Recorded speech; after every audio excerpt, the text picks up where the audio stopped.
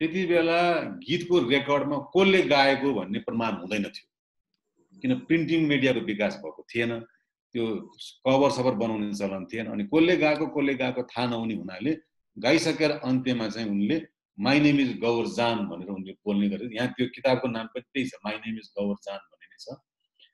अनि यसरी सुरु भएपछि अनि बिस्तारै बिस्तारै अरू गायकहरूले गाउने बेलामा, जस्तो हाम्रो सेतुराम श्रेष्ठले, मेलवा देवीले गाउने बेलामा अब जम्मा गीत हुन्थ्यो 3 मिनेटको। 3 मिनेटको गीतमा गीत सकिने बेलामा गाउने मान्छे आफैले आफ्नो नाम लिएर वा वा सेतुराम, वा वा बद्री भनेर भन्ने चलन थियो। अनि त्यसो भनेपछि ए यो बद्रीले गाएको रहेछ, ए यो सेतुरामले गाएको रहेछ भन्ने थाहा हुन्थ्यो। यसरी गीत सङ्गीतको विकास हुँदै गयो। विकास हुँदै गएपछि नेपालमा त्यति बेला 2007 सालमा जब पूर्वाञ्चलमा प्रजातान्त्रिक नेपाल रेडियो स्थापना भयो, त्यो प्रजातान्त्रिक नेपाल रेडियो तारानी प्रसाद कोइरालाको सक्रियतामा कालु मण्डल अनि त्यसपछि रानुदेवी अधिकारी लगायत धेरैलाई लिएर रेडियो त्यहाँ नेपाल रेडियो सुरु भएपछि त्यही नेपाल रेडियो आएर पछि सिंह दरबारमा रेडियो नेपालको नाममा चैत्र 27 गतेबाट सुरु भयो। अनि रेडियो नेपाल सुरु भए पनि रेकर्डिङको प्रविधिको सिस्टम चाहिँ हामी कहाँ थिएन। हाम्रो रेकर्डिङ चाहिँ फेरि कलकत्तामै हुने गर्थ्यो। अनि कलकत्तामा जो नेपालीहरू बसेर सङ्गीत सिकाइरहेका छन्, विशेष गरेर त्यहाँ केही ख्यातनामा व्यक्तिहरू थिए कलकत्तामा, अलिबागमा। त्यसमध्येमा गोपाल श्रेष्ठको नाम अगाडि आउँछ। गोपाल श्रेष्ठले धेरैलाई सङ्गीत सिकाउनुहुन्थ्यो। अनि जो यहाँबाट गीत गाउन कलकत्ता जान्थे उनीहरूले गोपाल श्रेष्ठलाई सम्पर्क राख्थ्यो। विशेष गरेर धर्मराज थापाहरू, रत्नदास प्रकाशहरू, उहाँहरू गएर गाउँदाखेरि चाहिँ गोपाल श्रेष्ठको सहयोग लिएर गाउँथे।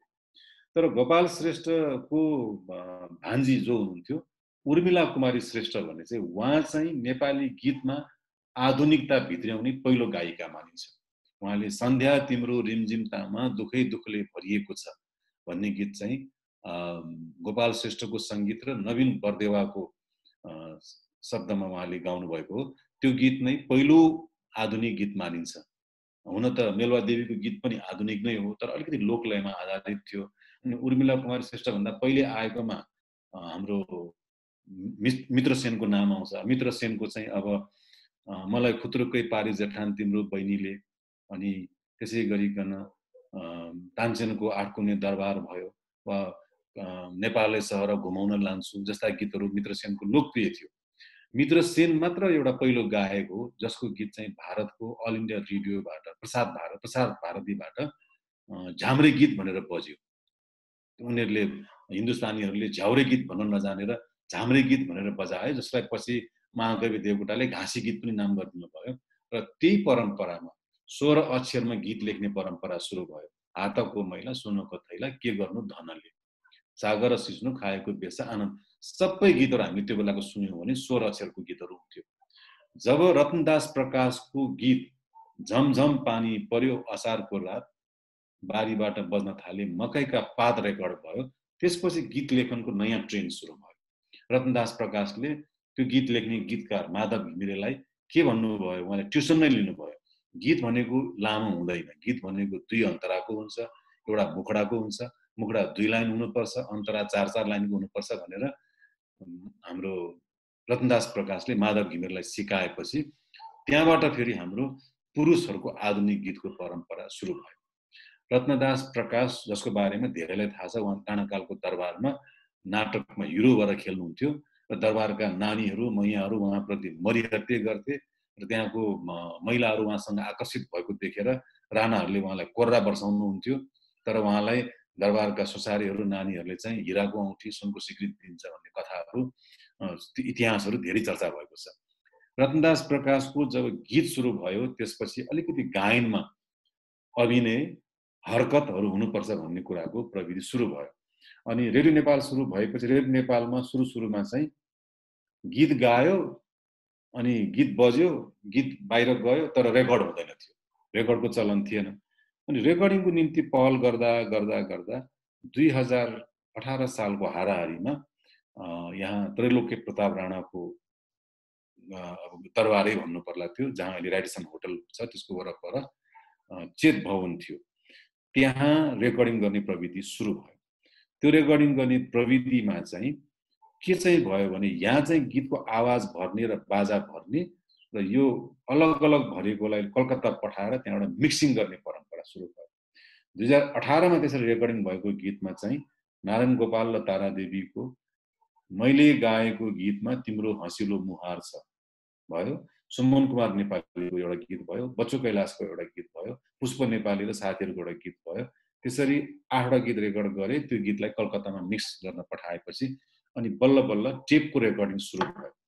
टेपको रेकर्डिङ सुरु हुने बित्तिकै त्यसपछि 78 RPM भन्ने जुन पुरानो त्यो भाङ्रे रेडियो भन्थ्यो, भाङ्रे बाजा, त्यो दमचुरोतिर बजाउने, त्यहाँबाट हाम्रो रेकर्डिङ चाहिँ बिस्तारै इपीमा सर्यो। इपी भनेको चाहिँ यस्तो खालको रेकर्ड आएपछि जसलाई चाहिँ जसमा 4वटा गीत हुन्थ्यो, त्यसमा चाहिँ 4वटा गीत हुन्थ्यो, 2-3वटा बस्थ्यो। यो पनि जोनोफोन रेकर्डकै नकलमा थियो।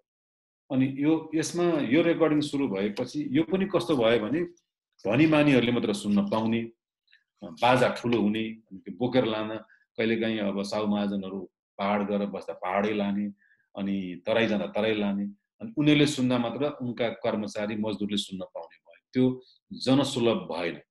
नभएपछि फेरि विश्वव्यापी रूपमै अब यो अझै पनि गीत सुन्नलाई सजिलो माध्यम के हुन सक्छ भन्दाखेरि चाहिँ क्यासेटको बारेमा जुन खोजी भइरहेको थियो त्यो काम चाहिँ चलि नै रहेको थियो। तर हाम्रो यहाँको इतिहास चाहिँ के थियो भने 2007 साल चैत्र 24 गते रेडियो नेपालको स्थापना भएर हामी अघि बढेपछि रेडियो नेपालमा पहिलो गीत गाउनुभयो हरिप्रसाद रिमाल, केदार ठाकुर र साथीहरूले। म तिम्रो आँखाबाट आँसु भएर बग्नेछु भन्ने शङ्कर लामिछानेको शब्द, नातिकाजीको सङ्गीतमा त्यो गीत रेडियोबाट बजेको पहिलो गीत मानिन्छ। त्यसकारण पनि हरिप्रसाद रिमाललाई रेडियो नेपालको पहिलो गायक भनेर अहिले पनि सम्झना गरिन्छ। नातिकाजीलाई पहिलो सङ्गीतकार, शङ्कर लामिछानेले पहिलो गीतकार। त्यसपछि रेडियो नेपाल भित्रै अनि त्यहाँबाट अभ्यास गर्ने परम्परा सुरु भयो। बाजा बजाउने रहन थाले बुन्दे खानका सन्तानहरू, अनि यता राजस्थानका इलाहाबादका बाजा बजाउनेहरू नेपाल पस्न थाले। अनि त्यसमा विशेष गरेर राय बन्धुहरू अनि यो मिश्रा बन्धुहरू त्यति बेलै आएका हुन्। यिनीहरूको प्रवेश भएपछि चाहिँ रेडियो नेपालमा लाइभ गाउने चलन चाहिँ सुरु भयो। त्यस बेला रेडियो नेपालको सुरुवातमा जस्तो नातिकाजी, कोइलीदेवी माथिमा हरिप्रसाद रिमाल, आनन्द श्रेष्ठ, अनि हाम्रो जस्तो उस्ताद गोविन्दलाल, उहाँहरूको एउटा लहर बन्यो। 11 सालपछि उस्ताद भैरबबहादुर थापाको पहलमा गायिका तारादेवी पनि रेडियो नेपालमा गाउन थाल्नुभयो। रेडियो तारादेवीले 2009 सालमै कलकत्तामा गएर हाम्रो भैरबबहादुर थापासँग तिमी र हामी भेटौँला फुलबारी छेउमा भन्ने युगल गीत रेकर्ड गराइसक्नु भएको थियो। अनि तारादेवीको प्रवेशपछि बिस्तारै महिला गायिकाहरूको प्रवेश सुरु भयो, जसमध्ये नोरा देवी, त्यस सँगसँगै अनि उहाँका समकालीनहरूमा अरू जस्तो के अरे कोइली देवी, उहाँहरू, सविता देवी, उहाँहरू आउनुभयो। अनि गायनको यो चरण अलिक बढ्दै गएपछि त्यति बेला चर्चामा आए अनुसार अहिले काठमाडौँको विश्वज्योति हल भएको छेउमा एउटा राणा परिवारको सेतो दरबार भन्ने थियो। सेतो दरबारभित्र स्टेज बनाएर पर्दा लगाएर गीत गाएर सुनाउने र गीतमा नाच्ने पनि चलन गरेर टिकट काटेर हेर्नुपर्ने परम्परा सुरु गरेको थियो 2016 सालमा बटुकृष्ण ज्वालाले। हाम्रो बटुकृष्ण ज्वालाले नै पढाउनु भएको विद्यार्थी हाम्रो माझ अहिले यहाँ श्री इन्द्रलाल सिंहज्यू पनि हुनुहुन्छ। उहाँलाई ल्याबोरेटरी स्कुलमा उहाँले म्युजिक सिकाउनु भएको। बटुकृष्ण ज्वालाको त्यो बेला चञ्चले आँखाले हो हो हो भन्ने गीत र अनि हे दूरका सितारा मेरो चाँदनी कहाँ छ, अनि चावनको हरियाली जस्ता गीतहरू बटुकृष्ण ज्वालाको लोकप्रिय थियो। अनि बटुकृष्ण ज्वालाको गीतमा नाच्नुहुन्थ्यो भीमबहादुर थापाले। अनि त्यो गीत पनि गाउने, नाच पनि हुने हुनाले त्यो सेतो दरबारमा मान्छे पैसा तिरेर त्यो गीत हेर्न जाने चलन सुरु भयो। यो शैली अलिकति हेर्दा चाहिँ नेवार सम्प्रदायको पुरानो सांस्कृतिक परम्परा दबु प्याखा जस्तै हो, तर गीतलाई मञ्चन गर्ने परम्परा सुरु गरेको चाहिँ बटुकृष्ण ज्वालालाई हो। बटुकृष्ण ज्वाला चाहिँ काठमाडौँ क्षेत्र पार्टीको बटुकृष्ण सिलवाल हो उहाँको नाम। उहाँको प्रेम विवाह भएको थियो, त्यो विवाह असफल भएको कारणले उहाँले विक्षिप्त भएर उहाँ सायद लाग्छ नेपाली सङ्गीत जगतमा सबैभन्दा कम उमेरमा निधन भएको उहाँ नै हो। उहाँ 28-29 वर्षभन्दा माथि उहाँ बाँच्नु भएन। अनि पछि उहाँको एउटा नुवाकोटको महिलासँग बिहा पनि गराइदिएको थियो, त्यो पनि उहाँको सफल भएन। पछि उहाँको असामयिक निधन भयो। बटुकृष्ण ज्वालाको गायकी पछि अलिकति यो ट्रेजेडी सिङ्गिङ अनि भन्ने खालको यो जेनरा सुत्दै आयो गायनमा। अनि युगल गीतको परम्परा सुरु भयो। पहिला पहिला युगल गीत भए पनि कस्तो हुन्थ्यो भने पुरुषले आफ्नो भाग पहिल्यै गाउँथ्यो, महिलाले अलिकति एक टुक्रा चाहिँ पछाडि गाउने चलन थियो। अनि पछि डुएट सुरु भयो, सँगसँगै गाउने परम्परा सुरु भयो। अनि त्यो परम्परा चाहिँ रतनदास प्रकाशले प्रेम कुमारीसँग गाएर सुरु गर्नुभएको हो। अनि त्यसपछि बटुकृष्ण ज्वालाले सुनिता रेग्मीसँग गाएर सुरु गर्नुभएको। सुनिता रेग्मीको नाम यहाँले कति सुन्नु भएको छ होला मलाई थाहा छैन, तर धेरैलाई नेपाली काङ्ग्रेसको संस्थापक सदस्य हुनुहुन्थ्यो, बित्नुभयो उहाँ, नगेन्द्र राज रेग्मी। नगेन्द्र राज रेग्मीको पत्नीको नाम चाहिँ सुनिता रेग्मी हो। सुनिता रेग्मी र नगेन्द्र राज रेग्मीले नारायणघाटमा अङ्कल लज भन्ने खोल्नु भएको थियो। नगेन्द्र राज रेग्मी त बित्नुभयो, उहाँ केशवप्रसाद भट्टराईहरूको समकालीन नेपाली काङ्ग्रेसको संस्थापक सदस्यमा पर्नुहुन्छ। अनि सुनिता रेग्मी र बटुकृष्ण ज्वालाको साउनको हरियाली जस्तो गीतहरू आएपछि अनि नातिकाजी श्रेष्ठको पहाडमा बसी वनमा खेली हुर्केकी अकेली, यो आधुनिक गीतको लहरपछि काठमाडौँको मञ्चमा गिटार लिएर पहिलोपटक गीत गाउन गायक प्रेमध्वज प्रधान उक्लिनु भयो। यति बेलासम्म 2012-13 सालको लहर सुरु भइसकेको थियो। अनि पुष्पलालको त्यति बेलाको एउटा क्रान्तिकारी आन्दोलन चलिरहेको समय थियो। पुष्पलालको चुनाव प्रचारमा लहरीमा बसेर गीत गाउने श्रृङ्खलामा चाहिँ प्रेमध्वज प्रधान पनि हुनुहुन्थ्यो र प्रेमध्वज प्रधानको गायन त्यहाँबाट सुरु भयो। अनि प्रेमध्वज प्रधान नै पहिलो गायक हो जसले आफ्नै खर्चमा लगानीमा बम्बईमा गएर गीत रेकर्ड गराउनुभयो। 1962 भनेपछि नेपालीमा 2017 साल जस्तो हुन आउँछ होला। अनि उहाँले कलकत्तामा बम्बईमा गएर रेकर्ड गराउनुभयो। त्यो बेला ब्रायन डायरेन एन्ड अर्केस्ट्रा भन्ने एउटा गीत खुब हिट थियो, कम सेप्टेम्बर भन्ने गीत। कम सेप्टेम्बरको धुनलाई आधार बनाएर उहाँले तिमी आयो मेरो दिलमा भन्ने गीत बनाउनु भयो। उहाँ त्यो गीतको रचनाकार चाहिँ पूर्व राजा महेन्द्रका ज्येष्ठ सुपुत्र रविन्द्र शाहको रचना हो। त्यो महेन्द्रको विधिवत छोरा जेठो त वीरेन्द्र भइहाल्यो, तर जन्मले जेठो चाहिँ रविन्द्र शाहले रविन्द्र शाह हुनुहुन्थ्यो। रविन्द्र शाहको रचनाको तिमी आयो मेरो दिलमा रचना गरेर प्रेमध्वज प्रधानले गाएपछि अनि फेरि एउटा नेपाली गीतमा नयाँ फ्लेभर आयो। त्यसपछि प्रेमध्वज प्रधान र मानिक रत्न उहाँको साथी हुनुहुन्थ्यो। उहाँहरूको युगल सङ्गीतमा रेडियो नेपालमा नारायण गोपालले पहिलोपटक स्वर परीक्षा दिनुभयो 2018 सालमा। जीवनको पङ्क स्वादले उड्यो भन्ने राममान त्रिषितको गीतबाट नारायण गोपालको गायन आएपछि नारायण गोपालले पनि कलकत्ता गएर 6वटा गीत आफ्नो रेकर्ड गराउनु भयो, जसमा स्वर्गकी रानी मायाका खानी, आँखाको भाका आँखैले, भुभो मलाई नछेका गीतहरू उहाँले गाउनुभयो। सबै गीतको इतिहासको एउटा महत्त्वपूर्ण पाटो के भयो भने नारायण गोपाल आउनुपर्ने अवस्था किन थियो भने नारायण गोपाल आएपछि मात्रै नेपाली आधुनिक सङ्गीतमा ठुलो परिवर्तन आयो। नारायण गोपालको गीत जब यहाँबाट दार्जिलिङमा गुन्जियो अनि दार्जिलिङ र नारायण गोपालको एउटा समीकरण सुरु भयो। नारायण गोपालले दार्जिलिङमा गएर दिलमाया खातीलाई बिछोडको पीडा नसकी खप्न दशैंको बेलामा गाउनको निम्ति उहाँलाई चयन गर्नुभयो।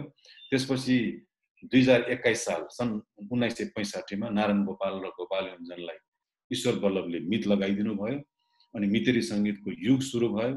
त्यसपछि नारायण गोपाल, गोपाल योन्जन, नगेन्द्र थापाको त्रैकोणिक सम्बन्धले नेपाली आधुनिक सङ्गीतमा ठुलो परिवर्तन आयो।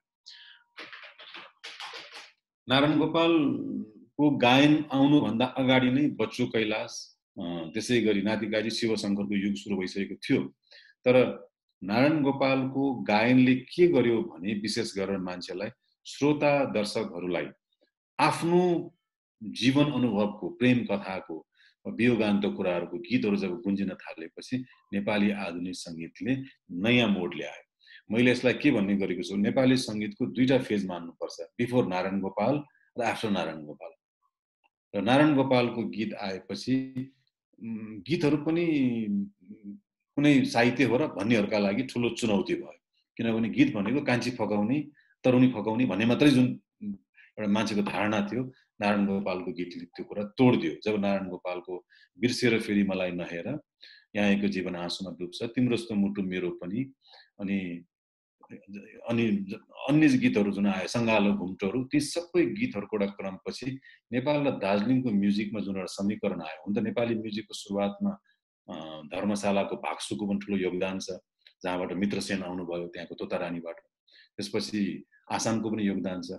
यसरी 2021 सालमा जब नारायण गोपाल गोपालञ्जनको मितेरी युग सुरु भएपछि 2021 साल पछिदेखि लिएर 2038 सालसम्मको समयलाई नेपाली सङ्गीतको स्वर्णिम युग भन्ने गरिन्छ।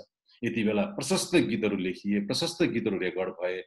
तत्कालीन शासक महेन्द्र शाहले आफ्नी पत्नी रत्न राज्य लक्ष्मी देवी शाहको नाममा रत्न रेकर्डिङ कम्पनी खोले र रत्न रेकर्डिङ कम्पनीले यस्ता रत्न रेकर्ड्स भन्ने यो रेकर्डहरू निकाल्न थाल्यो, जुन त्यति बेलाको निकै लोकप्रिय रेकर्डिङ कम्पनी मानिन्छ। त्यो रत्न रेकर्ड भन्ने यो यस किसिमका गीतहरू आउन थाले र यो लहरमा त्यसपछि मानिक रत्न, पिएल श्रेष्ठ, तारादेवी, सुशीला कंसाकार अनि हुँदाहुँदै मीरा राणा, यी थुप्रै कलाकारको गायनको यात्रा सुरु भयो। नेपाली सङ्गीतको स्वर्णिम युग सुरु भयो र नेपाली सङ्गीतको स्वर्णिम युगको समयकै बिचमा बिस्तारै अनि क्यासेटको युग आयो। क्यासेटको युग भनेपछि अब यो नर्मल रूपमा अब 35 मिनटको र 90 मिनटका क्यासेटहरू आउन थाले, जुन पैसाको हिसाबले पनि सस्तो हुने भयो। त्यसपछि आम मान्छेको नजिकमा यो सङ्गीत पुग्न सक्यो। यसरी 2035-36 सालपछि नेपाली सङ्गीतको व्यापक विकास भयो। रेडियो नेपालले यसरी गीत सेन्सर गर्ने परम्परा सुरु गर्यो अनि रेडियो नेपालमै राममणि रिसालको नेतृत्वमा गीत जाँचकी बोर्ड खडा गरियो। अनि त्यसपछि 30-35 सालपछि जतिजना गायक सङ्गीतकार आए तिनले रेडियो नेपालमा गीत पास गर्न थाले, भोइस टेस्ट दिन थाले। यसरी विकासक्रम बढ्दै गयो। अब यो 21 सालदेखि 30 सालको बिचमा आएका गायकहरू पनि महत्त्वपूर्ण मानिन्छ। जस्तो कि 2025 सालको पुस 1 गते गायक दीप श्रेष्ठले 2टा गीत रेकर्ड गरेर रेडियो नेपालमा प्रवेश गरे। विधवालाई सिन्दुरको रहर र पत्थरको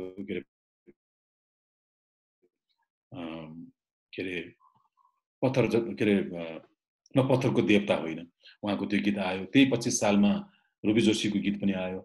अनि रुबी जोशीका काका पुष्पलाल जोशी अर्थात् पुष्पलाल नेपाली पहिलेदेखि नै उहाँ स्ट्याब्लिस गायक हुनुहुन्थ्यो, बच्चो कैलाशका समकालीन हुन्थ्यो। अनि बच्चो कैलाश, रत्नदास प्रकाश, जगतवर्धन थापाहरूको समयमा महेन्द्र विक्रम शाहदेवको नाममा महेन्द्र सङ्गीत निकेतन स्थापना भएको थियो, त्यहाँबाट पनि गीतहरू बन्न थाले। यसरी नेपाली सङ्गीतको विकासक्रमको एउटा महत्त्वपूर्ण समय व्यवस्थाको हिसाबले तानाशाही पञ्चायती व्यवस्थाको समय भनिए पनि तर त्यो 20 देखि 38 सालसम्मको समय चाहिँ नेपाली सङ्गीतको स्वर्णिम युग मानिन्छ।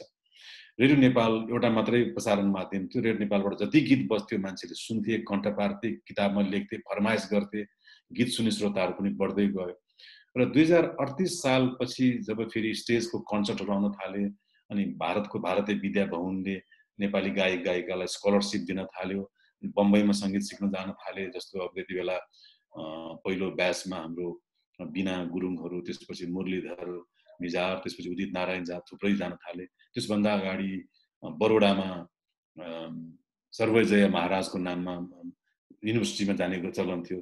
त्यसपछि बिस्तारै बिस्तारै भारतीय सङ्गीतका कलाकारहरूसँग हाम्रो नेपाली कलाकारले गाउने परम्परा सुरु भयो।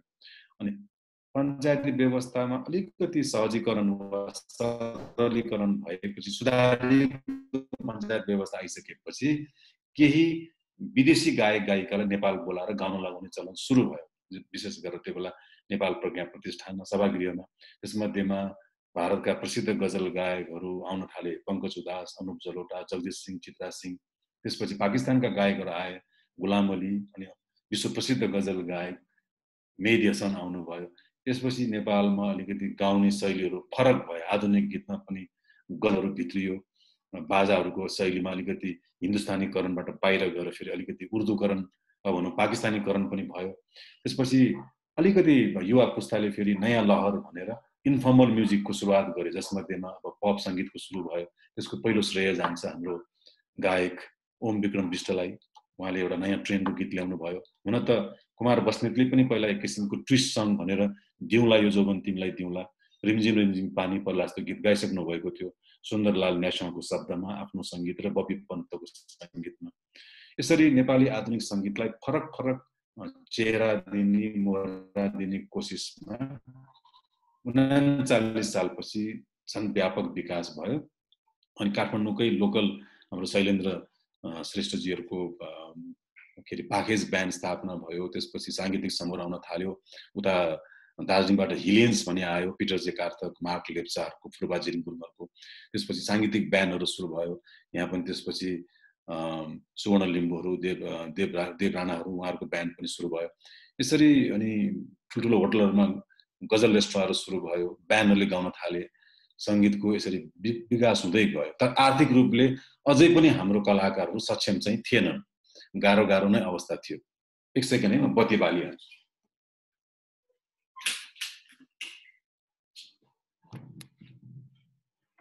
त्यसपछि हाम्रो गायनको एउटा यस्तो चरण बन्दै गयो अनि नेपालमा प्राइभेट सेक्टरबाट फिल्महरू बन्न थाल्यो। फिल्महरू बन्न थालेपछि गीतहरूको रेकर्डिङ झन् बढ्दै गयो। भारतको बम्बईमा गीत रेकर्डिङ हुन थाल्यो। बम्बईका कलाकारले पनि गाउन थाले, जसमध्ये हाम्रो माइती घरमा पहिले लता मङ्गेशकर, आशा भोसले, मन्ना डे, गीता दत्तले गाउनु भएको थियो भने पछि फेरि आशा भोसले बाँसुरी फिल्मबाट पुनः गाउन सुरु गर्नुभयो। त्यसपछि भोला श्रेष्ठको छोरी सुषमा श्रेष्ठले गाउन थाल्नुभयो। अनि बिस्तारै बिस्तारै नेपाली फिल्ममा बम्बईमा सङ्घर्ष गरिरहेका कलाकारहरूले गाउन थाले, जसमध्ये अब कविता कृष्णमूर्ति, अलका के अरे कुमार सानु, अभिजित, त्यसै गरी बाबुल सुप्रियो, हुँदाहुँदै पछिल्लो समयमा सोनु निगम, साधना सरगम, आलिसा चिनई उहाँहरूले पनि गाउनुभयो। यसरी हाम्रो सङ्गीतमा नेपाली बाहेक विदेशी कलाकारले पनि गाउन थाले र विदेशी कलाकारको पनि आवाज मिश्रण हुँदै आयो। काठमाडौँमा जब कुनै कार्यक्रम हुन्थ्यो, जो पनि बाहिरबाट आएका कलाकारहरूले मञ्चमा कार्यक्रम प्रस्तुत गर्दा सबै गीत आफ्नो गाउँथे होला, तर पहिलो एउटा गीत चाहिँ नेपाली गीत गाउने चलन थियो। जस्तो जगजित सिंहले यहाँ कार्यक्रम गर्दा सदेव शमशेर राणाको शब्दको नदी किनारमा माछा मार्दा सुनको बाला पाएँ भन्ने गाउनुभयो। सुफी गायिका आबिदा परविन आउनुभयो, उहाँले गाउनु हुँदाखेरि उकाली वरालीहरूमा भन्ने गीत गाउनुभयो। गजलका शहनशाह गजल भनेर चिन्नुहुने मेहदी हसन खान उहाँ आउनुभयो। उहाँलाई मात्र खान भनिन्छ गायनमा, यो खान किन भनिन्छ म पछि छोटो यसको चर्चा गरौँला। मेहदी हसन खान साहबले आउँदाखेरि नारायण गोपालको गीत गाउनुभयो, आँखा चोपी नरो भनी भन्नु परिहाल्छ, अनि भन लौ तिमी नढाँटी कसरी बुझाउँ यो दिल गाउनुभयो। गुलाम अलीले गाउनु हुँदाखेरि जुन फुल मैले चाहेको थिएँ कसैले टिपेछ गाउनुभयो। यसरी विदेशी कलाकारले पनि हाम्रो गीतहरू सिक्न थाले र हाम्रो दर्शकहरूमा, हाम्रो जनताहरूमा टिकट काटेर कार्यक्रम हेर्न जाने, अनि हाम्रो यहाँ भएका संस्थाहरू रेड क्रस, लायन्स क्लब, लियो क्लब, उहाँहरूले पनि उहाँहरूको सहायतार्थ साङ्गीतिक कार्यक्रम गर्ने परम्परा सुरु भयो। यसरी बिस्तारै रेडियो नेपालले पनि विज्ञापन सेवा सुरु गर्यो। विज्ञापन सेवा बजेका गीतहरूलाई रोयल्टी दिने भन्ने कुराहरू भयो। दिन त दिएन, तर दिने भन्ने कुरा भयो। त्यसपछि 52 साल पछि त हामी कहाँ बौद्धले व्यवस्था स्थापना भएपछि एफएम आयो। एफएम आएपछि एफएममा गाउनलाई सजिलो भयो। रेडियो नेपालमा गाउनलाई स्वर परीक्षा दिनु पर्थ्यो, एफएममा गाउनलाई स्वर परीक्षा दिनु परेन। एउटा गीत रेकर्ड गरी लगेर दिएपछि एफएमबाट बजिहाल्थ्यो। त्यसपछि नयाँ नयाँ गायकहरूलाई सजिलो बाटो बन्यो। त्यसपछि युवा पुस्ताका गायकहरू थुप्रै आए। त्यस लटमा हाम्रो ओम विक्रम विष्टको शैलीलाई पछ्याउँदै अब सुनिल उप्रेती, हरिश माथेमा, अनि त्यसपछि एफएम आएपछि भीम तुलाधर, बबिन प्रधान, सरिस्मा अमात्य, अनि सञ्जीव प्रधान जस्ता गायकहरू आए। उहाँहरू पनि आफ्नो समयका लोकप्रिय नै हुनुभयो। अनि यसरी नेपाली सङ्गीतको विकासक्रम यहाँसम्म आइपुग्दा अहिले हामीसँग कति हाम्रा धेरै गीतहरू सुरक्षित पनि छन्, कति हाम्रा गीतहरू के अरे हराइ पनि सके। हाम्रो गीतको संरक्षणको कुनै भारतको जस्तो कुनै प्रणालीगत शैली छैन। हामी कहाँ त्यस्तो कुनै प्रविधि सम्पन्न स्टुडियोहरू पनि छैनन्। रेडियो नेपालमा पनि कयौँ गायकहरूले आफ्नो गीत खोज्न गए पनि पाउनै गाह्रो छ। आज मात्र मैले गायिका सुशीला कंसाकारसँग कुरा गर्दै गर्दा उहाँको म फुलहरू हुँ भन्ने गीतमा रेडियो नेपालमा गाएको थिएँ। त्यो मसँग पनि छैन, रेडियो नेपालमा मैले कोही पनि चिन्दिनँ, कसरी त्यो मेरो गीत खोज्ने होला भन्दै हुनुहुन्थ्यो। त्यस्तो अवस्था छ। हाम्रो फेरि रेकर्डिङ पहिला क्वार्टर इन्ची टेपमा भयो, फेरि त्यहाँबाट स्पुलमा भयो। अब स्पुलको संरक्षणको लागि त्यो चाहिँ बेला बेलामा त्यसलाई घुमाइरहनु पर्छ। घुमाउने चलन नभएपछि त्यो के हुन्छ भने ढाडिएर गएर पछि चुडिने डर हुन्छ, अनि त्यो स्वर पनि हल्लिन थाल्छ। त्यसले गर्दा त्यसलाई कार्टेजमा लानु टाइम लाग्यो, कार्टेजबाट डिजिटल गर्नलाई टाइम लाग्यो। अब डिजिटल गर्दा गर्दै यहाँ फेरि सरकार बदलिन्छ। सरकार बदलिने बित्तिकै त्यो डिजिटल गर्न अर्डर दिने हाकिमको जागिर जान्छ। त्यो हाकिम गएपछि अर्को हाकिम आउँछ, फेरि अर्को हाकिमले पनि काम देखाउनु पर्यो। काम देखाउँदा फेरि पहिलाको डिजिटल गरेको सबै रोका गरेर नयाँ काम सुरु गरिदिन्छ। त्यसले गर्दा हरेक पटक बदलिरहने यो हाम्रो यहाँ व्यवस्थापकीय पक्षले गर्दा पनि हाम्रो सांस्कृतिक सम्पदाको चाहिँ संरक्षण सही रूपमा भएको छैन। अब हाम्रो नेताहरूलाई गीत गायनको रहर कतिको छ भन्यो भने अब हामीले देखिहालेको छौँ। हाम्रो प्रधानमन्त्रीलाई पनि सङ्गीतमा रुचि छ, तर उखान टुक्का खालको सङ्गीतमा होइन। उहाँ त्यो टुक्का टुक्का गीतहरू मात्र गाउन मन पराउनुहुन्छ। कुनै त्यस्तो चेतनामूलक गीतहरूको वास्तवमा भन्यो भने नेपालको कुनै पनि प्रधानमन्त्रीलाई अहिलेसम्म त्यो रुचि भएको देखिँदैन। अब बिपी कोइराला स्वयंले पनि प्रसिद्ध भारतीय पत्रकार भोला टेक्रिसँग कुरा गर्दाखेरि उहाँले के भन्नुभएको छ भने सङ्गीतमा ईश्वर हुन्छ भन्ने कुरा मैले पहिलोपटक राष्ट्रिय नाचघरमा पण्डित रविशङ्कर कार्यक्रमहरू देखेँ भन्नुभएको छ बिपी कोइरालाले। किनकि म प्रधानमन्त्री थिएँ, एकदम थाकेको थिएँ, अफिसबाट फर्केर क्वार्टरमा आएँ, राजाको फोन आयो, रविशङ्कर भन्ने आएको छ, एउटा कार्यक्रम छ, जाउँ हेर्न भन्दाखेरि मैले म थाकेको सरकार म जान्न भने। तर जब म गएँ रविशङ्करले सितार बजाएको देखेपछि मलाई भगवान त्यही छ भन्ने लाग्यो भनेर एउटै मात्र प्रधानमन्त्री होला सङ्गीतबारे त्यति गहन रूपमा बोल्ने बिपी कोइराला। नभए अरू मान्छेले अब सङ्गीत चिन्छन् कि चिन्दैनन् थाहा छ कि छैन थाहा छैन। जसरी हामीले भारतको इतिहासको कुरा गऱ्यौँ भने पण्डित जवाहरलाल नेहरूले 3 किला मैदानमा लता मङ्गेशकरले गाएको, श्री रामचन्द्रले सङ्गीत गरेको, कवि प्रदीपले लेख्नु भएको हे मेरे वतन के लोगों जरा आँख में भर लो पानी गीत सुनेर नेहरू रोए भन्ने कुराको गिरिराज किशोर भन्ने पत्रकारले सम्पादकीय लेख्नु भएको छ। गिरिराज किशोर त्यही पत्रकार हो जसले पण्डित नेहरू बिरामी भएर 7 दिनपछि बाहिर आउँदाखेरि, दाढी पालेर बाहिर आउँदाखेरि त्यही गिरिराज किशोरले लेख्नु भएको हो देवता बुढी नै होते। लेख्ने मान्छे पनि त्यही हो। किनभने तपाईलाई हेरेर मान्छेले, जनताले आशा गर्छन्, भरोसा गर्छन्। तपाईँ यस्तो रुग्ण अवस्थामा बाहिर आउनुभयो भने जनता निराश हुन्छ प्रधानमन्त्रीज्यू भनेपछि। त्यसपछि नै हो प्रधानमन्त्री नेहरूले आफू जहाँ जाँदा पनि त्यो सेभिङ गरेर जाने अनि एउटा गुलाबको फुल राखेर हिँड्ने र त्यो जेस्चर बनायो। त्यो एउटा नेतामा हुनुपर्ने एउटा सङ्गीतप्रतिको रुचि हो। उहाँले जब भारतको प्रसिद्ध शास्त्रीय गायिका एमएस सुब्बुलक्ष्मीलाई उहाँले एउटा पुरस्कार दिन जानुभयो, उहाँले भन्नुभएको वाक्य के थियो भने पण्डित नेहरूले I am mayor prime minister who I am, you are a star भनेर उहाँले माला लगाइदिनु पर्ने, पुरस्कार दिनुपर्ने टेबलमा हालिदिनु भएछ। तपाईँ मेरो अगाडि झुक्ने होइन, म त एउटा सामान्य प्रधानमन्त्री हुँ, तपाईँ त स्टार गायिका हो भनेर एमएस सुब्बुलक्ष्मीलाई उहाँले पुरस्कार दिन गएको बेलामा बोलेको वाक्य अहिले कोट अनकोट इन्डियाको इतिहासबाट महत्त्वपूर्ण बानी मानिन्छ। एउटा प्रधानमन्त्रीले एउटा गायिकालाई गरेको सम्मान। हाम्रो कहाँ पनि यस्तो घटना घटेको होला, तर हामी कहाँ चाहिँ के हुन्छ भने दुर्भाग्य के छ भने मुस्किलले 1-2 जना विद्रोही गायक आए होला, नारायण गोपाल जस्तो। नभए हाम्रो अब प्राज्ञ हुनु मन लाग्छ, एउटा पार्टीको मान्छे चिनिहाल्ने पर्यो, त्यसपछि मन्त्री कहाँ धाउनै पर्यो, अनि फेरि उसकोबाट सिफारिस लिनु पर्यो, अनि मन्त्रीको गीत राम्रो नराम्रो जे हो भने गाइदिनु पर्यो। त्यस्तो बाध्यता छ। त्यो त एउटै मात्र नारायण गोपाल होला जसले त्रिभुवन विश्वविद्यालयमा पढाउने एउटा प्रोफेसरको गीत पनि उहाँले यसो हेरेर तेरो र मेरो दोस्ती नबिगार्ने हो भने यस्तो गीत नदे भनेर उसले गीतै च्यात्दैछ। त्रिभुवन विश्वविद्यालयमा पढाउने एउटा प्रोफेसरको गीत उसले यस्तो गीत पनि लेख्ने हो भनेर च्यात्दैछ। त्यो मान्छे हो नारायण गोपाल। र त्यस्तो नै गायकहरूले बनाएको हाम्रो इतिहास हो र यो इतिहासलाई हाम्रो नयाँ पुस्ताले कायम राख्नुपर्छ। तर धेरै गाह्रो छ, चुनौती धेरै छ अब, किनकि प्रतिस्पर्धाको बजार ठुलो छ। अहिले मान्छेलाई हामीले अन्यश्री भाषाको दबाब दिनु हुँदैन। मान्छेले जे गीत सुन्न चाहन्छ, जस्तो अहिले संसारभरि गुन्जिने गीतहरू इङ्ग्लिसभन्दा बढी स्पेनिस भइसकेको छ। कुनै पनि भाषाको गीतहरू अहिले विश्व प्रसिद्ध भइरहेको हुन्छ। त्यसले गर्दा यो सङ्गीतलाई चाहिँ यसरी नै कायम राख्नलाई महत्त्वपूर्ण कुरा चाहिँ सङ्गीतको इतिहासलाई जगेर्ना गर्नुपर्छ। सङ्गीत भनेको जहिले पनि 3 किसिमकै हुन्छ। एउटा क्लासको लागि हुन्छ, स्ट्यान्डर्डको लागि। क्लास भनेको एउटा घरानाको लागि जो एकदमै आधा पेक हुस्की लिएर मजाले एलपी लगाएर सुन्दै बस्ने एउटा सम्पन्न वर्गको लागि हुन्छ। अर्को क्लास पछि एउटा ग्लासको लागि हुन्छ। यो ग्लास भनेको चाहिँ पार्टी सार्टीमा अलिकति खाइहाल्यो, खाएपछि नाचिहाल्ने खालको लागि पनि गीत हुन्छ एउटा, ल है हलिहालौँ भन्ने खालको ग्लास वर्गको लागि। तेस्रो हुन्छ मासको लागि। यो मासको लागि बन्ने गीत चाहिँ धेरै महत्त्वपूर्ण छ। अहिले त जम्मै गीत मासको लागि बन्छ। अहिले के बागलुङ महोत्सव भनेको छ, त्यहाँ पनि गीतै चाहियो, अनि के यतापट्टि प्रदेश नम्बर कुनै के को प्रादेशिक भेला भने त्यहाँ पनि मासको लागि गीत चाहियो।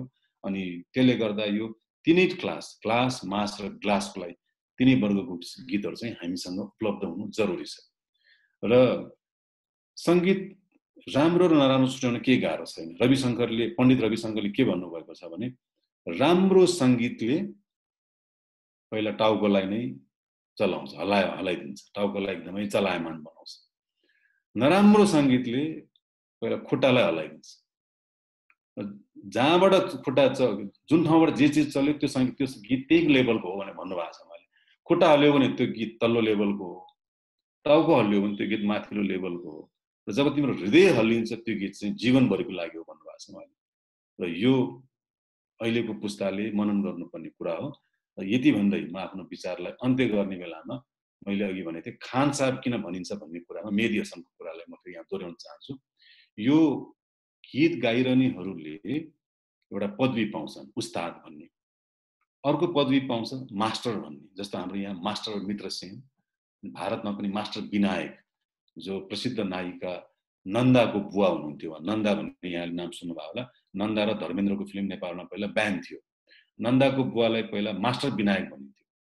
अनि हाम्रो रतनदास प्रकाश जो रतनदास खड्गी हो, रतनदास प्रकाशज्यूलाई पनि मास्टर भन्ने पदवी दिएको।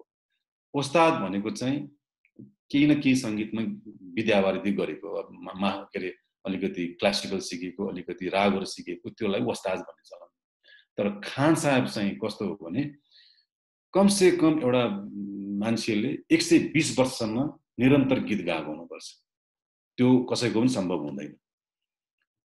जुन परिवारमा निरन्तर 120 वर्ष गाउँदै आएको चलन छ, कुनै पनि एउटा घराना लिएर, कलावन्त घराना, मल्लिका घराना, कुनै घरानाको गीत गाउँदै आएको छ र त्यो परिवारले 120 वर्ष पुरा गरेको छ भने 120 वर्षपछि अर्को जो त्यो परिवारको सन्तान आउँछ त्यो सन्तानले चाहिँ खान साहब भन्ने पदवी पाउँछ। फेरि त्यो 120 वर्षपछि आउने सन्तानले चाहिँ फेरि मोटर कम्पनीको मालिक हुन गयो भने त्यो खान साहब पदवी पाउँदैन। 120 वर्षपछि आउनेले फेरि कुनै होटल खोल्न गयो भने होटल चलाएर उसले खान साहब भन्ने पदवी पाउँदैन। र मेहदी हसनको परिवार चाहिँ यहाँ कसैले मुगले आजम हेर्नुभएको छ भने मुगले आजममा त्यो के अरे युवराजसँग सलिमसँग हिँड्ने एउटा पात्र छ मानसिंह भन्ने। मानसिंहको दरबारमा गाउन सुरु गरेको एउटा परिवार थियो। त्यो परिवारको 16औं पुस्ता चाहिँ मेहदी हसन हो, जो पाकिस्तानमा हुनुहुन्थ्यो, बित्नुभयो, 2012 मा बित्नुभयो। त्यो मानसिंहको दरबारमा गाउने 16औं पुस्ताको गायक चाहिँ मेहदी हसन हो। मेहदी हसनलाई खान साहब भनिन्छ। अब मेहदी हसनको छोराछोरीले गाएन भने उनीहरूलाई भनिँदैन। त्यसले गर्दा मेहदी हसनको जन्म चाहिँ भारत र पाकिस्तान विभाजन हुनुभन्दा अगाडि भारतको राजस्थानको जिल्लापुरको लोला भन्ने ठाउँमा भएको हो। तर पछि भारत पाकिस्तान छुटेपछि उहाँ पाकिस्तान गएर बस्नुभयो र पाकिस्तानको उहाँ ठुलो गजल मास्टर हुनुभयो। गजलको के अरे उस्ताद हुनुभयो। उहाँले फिल्ममा पनि गाउनुभयो। उहाँका सबै गीतहरू हिन्दीमा पनि अरूले पनि गाएका छन्। जिन्दगी में तो सबै प्यार किया करते हैं भन्नेदेखि लिएर फैज अहमद फैजको, अहमद फराजको, सलिम गिलानीको, तस्लिम फाजलीको, अनि यो मिर्जा गालिबको उहाँले धेरै गजल गाउनु भएको छ। उहाँ पाकिस्तानको पहिलो महिला गजल लेख्ने महिला परविना शकीरको पनि उहाँले गाउनु भएको छ, कुबको फैल गई। त्यो मेहदी हसन पहिलो गायक हो नेपालमा जसलाई नेपालको दरबारभित्र 21 तोप सलामी सहित गोर्खा दक्षिण बाहु दिएको थियो। त्यस्तो परम्परा थियो हाम्रो यहाँ। अब अहिले धेरै बिग्रेको छ। अब अहिले बिग्रेको कुरा गर्न थाल्यो लामो हुन्छ।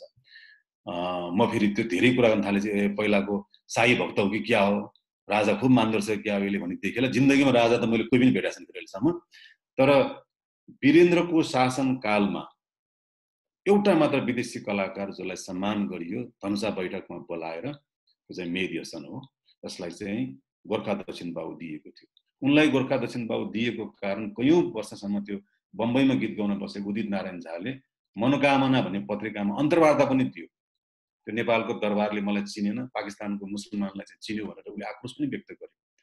तर मेहदी हसनले किन चाहिँ उहाँलाई दियो भने चाहिँ दक्षिण एसियामा उर्दू भाषालाई पुनर्जागृत गराउनमा मेहदी हसनको महत्त्वपूर्ण भूमिका छ।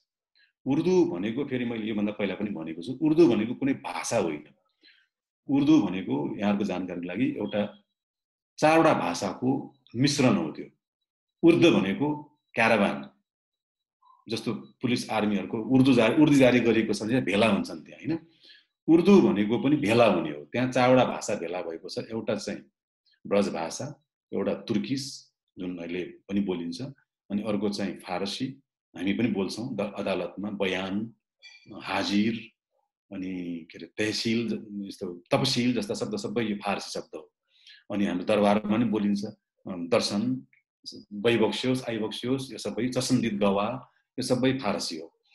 फारसी, तुर्किस, ब्रज र अनि संस्कृत मिलेर बनेर उर्दू बनेको हुनाले त्यसलाई उर्दू भाषालाई उर्दू भनिएको हो।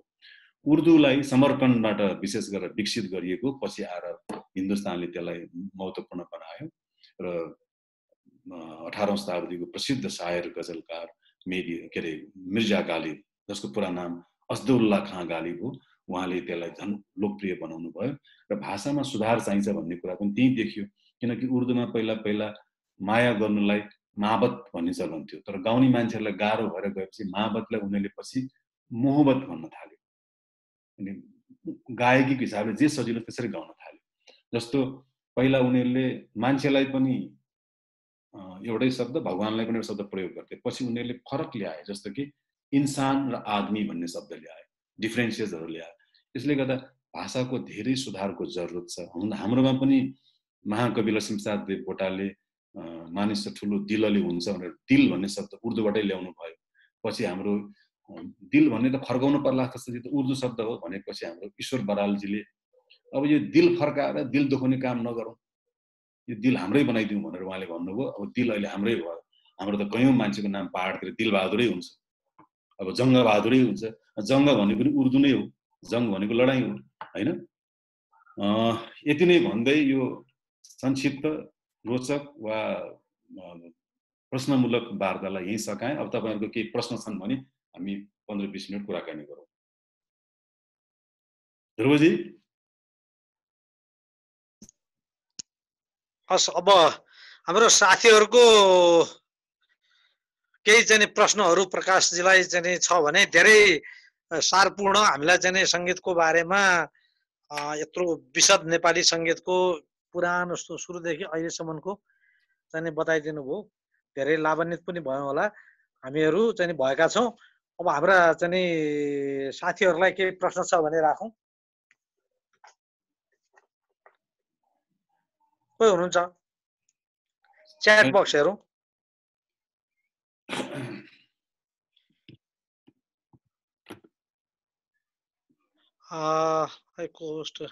इन्द्रलाल सरले हात उठाउनु भएको छ। ए ल राखौं। ए उहाँको म्युट रहेछ। सहन प्रधान जीको चाहिँ नि रहेछ। अब उहाँको म्युट होइन, सहन प्रधान जीलाई अन गरिदिनुस् न त। सहन प्रधान जीलाई तपाईले अनम्युट गर्नुस्। हाम्रो इन्द्रलाल सरलाई पनि गरिदिनु भयो हुन्छ।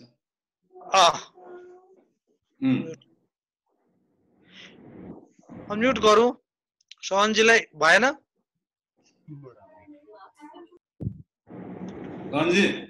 सहनजी चाहिँ अनम्युट गर्नुहोस्। मैले अनम्युट गरिदिएँ छ कि यहाँले गर्नुभएको हुन्छ। सुन्नुभएको छ अहिले मलाई? सहनजी नमस्ते सबैलाई। नमस्ते सबैजनालाई नमस्कार। हाम्रो सहन प्रधानजी चाहिँ चितवनको पहिलो एफएम सिनर्जी एफएम को प्रबन्ध निर्देशक हुनुहुन्छ र उहाँ स्वयं पनि कुशल संगीतकार र गायक पनि हुनुहुन्छ। हाम्रो नारायणी भन्ने उहाँको चितवन जानुभयो भने तपाईले उहाँको गीत सुन्नुहुन्छ। सहनजी ल दाइ एकदमै धन्यवाद। यो जुन जानकारी आज सुन्न पाइयो एकदमै यो 1 घण्टा बितेको थाहा नै भएन है। एकदमै धन्यवाद। खास गरेर ध्रुवजीले जुन यो आयोजना गर्नु भएको छ त्यसलाई म ध्रुवजीको यो धन्यवाद दिन चाहन्छु।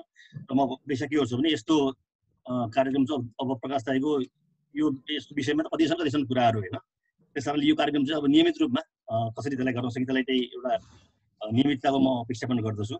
र एक दुईवटा कुराहरू दाइ जुन सुन्ने अवसर पाएँ है, यो अघि तपाईँले 21 सालदेखि 38 सालसम्म जुन नेपाली सङ्गीतको स्वर्णिम युगको कुरा गर्नुभयो नि, मलाई लागेको छ जुन त्यस बेलाको सरकार प्रमुख भनौँ न, सरकार प्रमुखले आफ्नो श्रीमतीको सम्झना रत्न रेकर्ड्स जुन स्थापना भयो दाइले भन्नुभयो नि, मलाई जिज्ञासा के भन्दाखेरि भने कि खास गरेर अब अन्य राष्ट्रहरूमा सरकार प्रमुखले नै एउटा सङ्गीतलाई प्रमोट गर्नको लागि कतै त्यस्तो घटनाहरू भएको नभएको र त्यसबारे केही छन् भने म त्यसमा त्यो गर्दछु।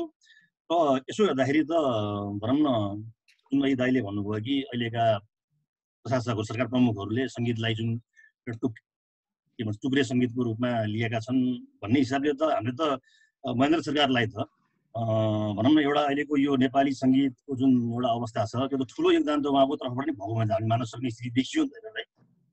त्यस कारणले म त्यो एउटा राख्न चाहन्छु भने जुन एउटा सेन्सर बोर्डको जुन पनि एउटा स्थापना भयो नेपालमा भन्ने कुरा आयो नि, यो यस्तो किसिम बोर्डहरू चाहिँ अन्य राष्ट्रहरूमा के प्र्याक्टिस के रहेछ त्यो पनि एउटा थाहा पाऊँ भन्ने म एउटा अनुरोध गर्न चाहन्छु। र अर्को मेरो जिज्ञासा के भने जुन यो मुरलीधरसँग चाहिँ बिना गुरुङ पनि जुन स्कलरसिपमा भारतमा गएको कुरा प्रसङ्ग उठ्नु भयो नि तपाईँले, बिना गुरुङजीको अहिले कहाँ हुनुहुन्छ के हुनुहुन्छ त्यो बारेमा पनि केही जानकारी पाए बेस हुन्थ्यो होला। र अर्को मेरो अन्तिम जिज्ञासा चाहिँ जुन यो खान साहबको विषयमा जुन यहाँले प्रस्ताउनु भयो मेहदी हसन खान साहबको, अहिले उहाँको सन्ततिहरूको के छ, खान हुनेतिर छन् कि अथवा अरू नै कुनै दिशा लागेका छन्? त्यति मेरो जिज्ञासा राख्न चाहन्छु। धन्यवाद। धन्यवाद धन्यवाद। अनि हाम्रो इन्द्रलाल सरको के थियो, उहाँले हात उठाइरहनु भएको थियो?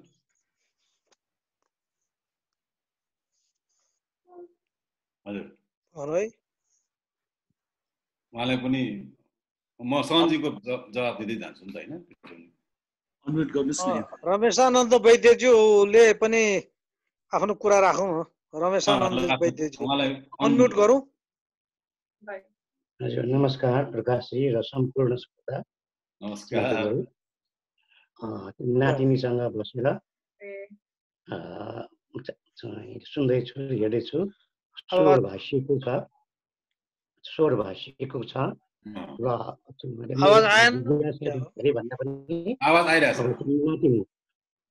अब नाति पुस्ताबाट केही जिज्ञासा आउँछ र म चाहिँ पालो दिन्छु नातिनी रुबिस्का श्रेष्ठलाई।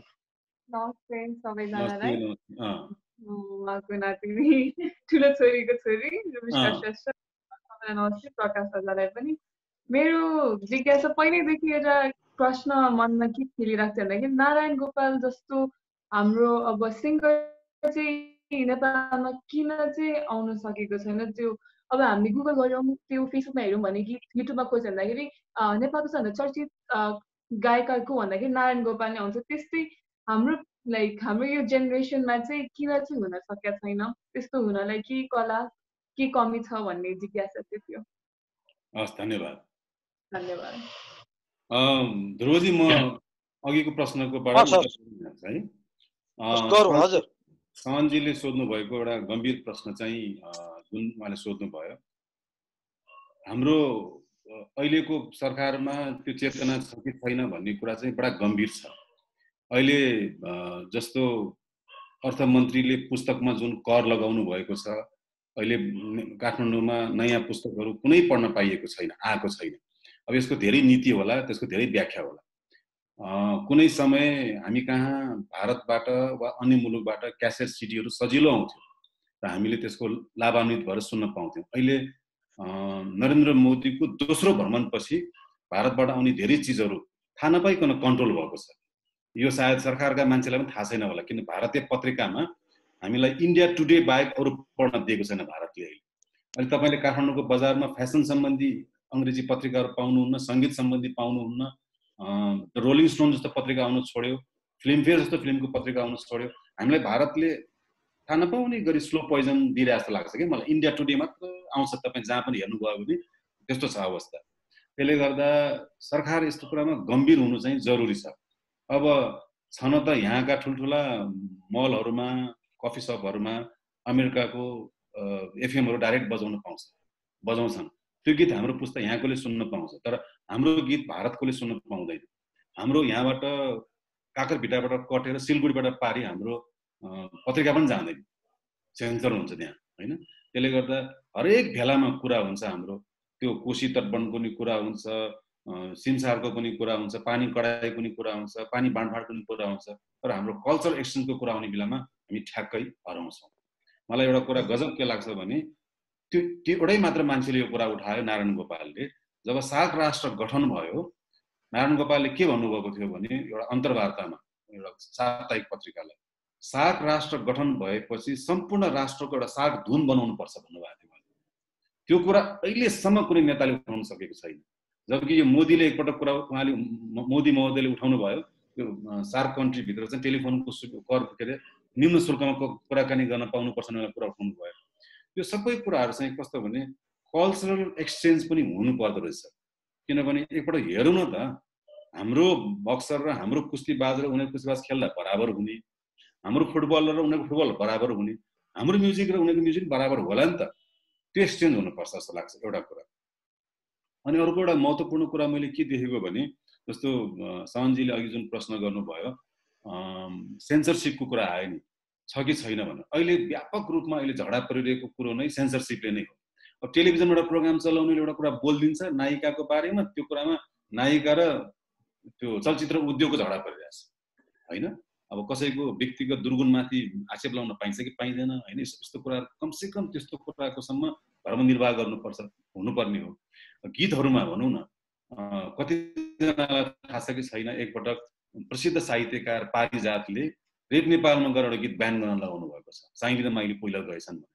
अनि उहाँ पारिजातकै सक्रियतामा बनेको हो त्यो गीत रोकिएको, किनभने जेठी र कान्छी चाहिँ किन गएन, साइली र माइली किन गए त भनेपछि त्यस्तो प्रश्न उठायो। अनि त्यसमा साँच्चै नै परिवारमा साइली माइलीको सङ्ख्या कम हुँदै गयो, त्यो खालको एउटा जस्तो त्यो भयो। अनि हाम्रो आदरणीय गायक कुमार बस्नेतको नै लैबरी लै गाउँको केटी सबै मलाई भन्ने गीतहरू पनि आयो होइन।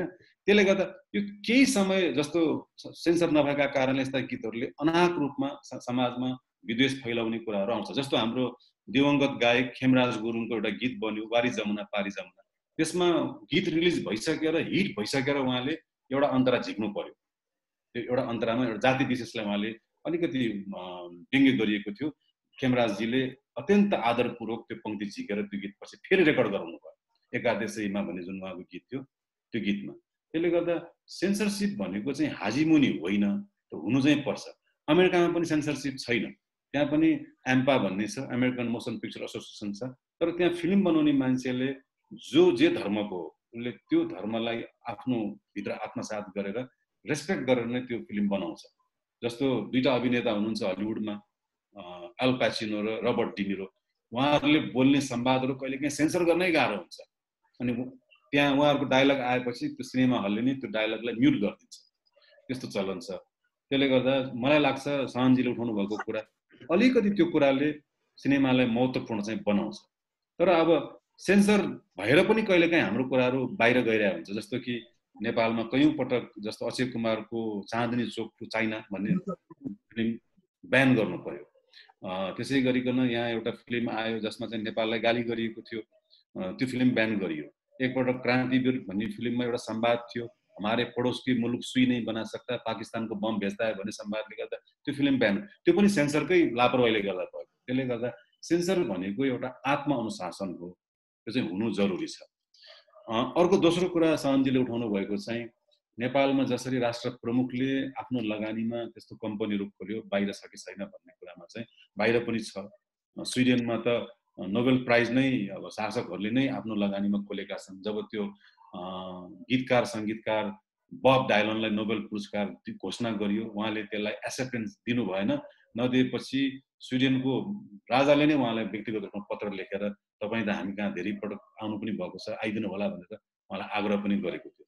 त्यसले गर्दा यो जरुरी पक्ष हो। जस्तो रुसमा पनि सन् 1916मा रुस एकीकरण के अरे यो बोल्सेविक क्रान्ति भइसकेपछि लेनिनले नेतृत्व गरेपछि नेसनलाइज गरेपछि त्यसपछि लेनिनले सिनेमा सङ्गीत र पुस्तकालयमा आफैले लगानी गरेर आफैले हस्तक्षेप गरेर यस्तो किताबहरू पढ्नुपर्छ, यस्तो फिल्महरू बन्नुपर्छ भनेर माग राखेका थिए।